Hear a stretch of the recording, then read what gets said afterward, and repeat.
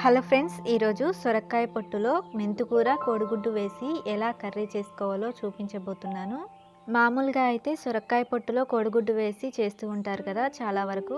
వీటికి తోడుగా ఈసారి మెంతికూర కూడా వేసి చూడండి, టేస్ట్ మాత్రం చాలా బాగుంటుంది. ముందుగా స్టవ్ ఆన్ చేసి ప్యాన్ పెట్టుకొని సరిపడా ఆయిల్ వేసి వేడెక్కిన తర్వాత జీలకర్ర, సన్నగా తరిగిన ఉల్లిపాయ ముక్కలు వేసి కలుపుకోవాలి. అలాగే కొంచెం కరివేపాకు వేసి కలుపుకొని ఉల్లిపాయ ముక్కలు బాగా మగ్గించుకోండి. ఇవి కాస్త మగ్గిన తర్వాత మెంతికూర వేసి కలుపుకోవాలి. 2 కట్టలంత మెంతికూర తీసుకొని ఇలా సన్నగా తరిగి వేసుకోవాలి. మూత పెట్టకుండా మగ్గించుకోవాలి. మెంతికూర వేసిన ఓ నిమిషానికి చిటికెడు ఉప్పు వేసి కలుపుకోవాలి. ఇలా 2-3 సార్లు ఉప్పు వేస్తూ కలుపుతూ ఉండండి.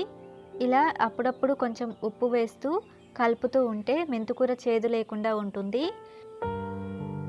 ఇప్పుడు సొరకాయ పొట్టు వేసి కలుపుకోవాలి. ఈ సొరకాయ పొట్టులో కూడా చిటికెడు ఉప్పు వేసి కలుపుకోండి. ఆ తర్వాత మరొక నిమిషం పాటు మగ్గించుకోవాలి. ఆ తర్వాత కొంచెం పసుపు, కొంచెం అల్లం వెల్లుల్లి పేస్ట్ వేసి కాసేపు ఫ్రై చేసుకోవాలి. ఇప్పుడు ఇందులో 2 కోడిగుడ్లను కొట్టిపోసి వెంటనే కలపకుండా కాసేపు మూత పెట్టుకోండి. తెల్లసొన ఇలా పూర్తిగా తెల్లగా అయిన తర్వాత కలుపుకోండి. అంతా కలిసే విధంగా కలిపేసుకున్న తర్వాత సరిపడా పచ్చికారం వేసి కలుపుకోవాలి. పచ్చికారం అయితేనే టేస్ట్ చాలా బాగుంటుంది ఫ్రెండ్స్. మీకు కావాలంటే వట్టికారం కూడా వేసుకోవచ్చు. పచ్చికారం వేసిన తర్వాత 2-3 నిమిషాల పాటు మూత పెట్టి మగ్గించుకోండి. ఆ తర్వాత 1/2 టీ స్పూన్ మిరియాల పొడి, 1/2 టీ స్పూన్ ధనియాల పొడి, రుచికి సరిపడా ఉప్పు వేసుకోండి.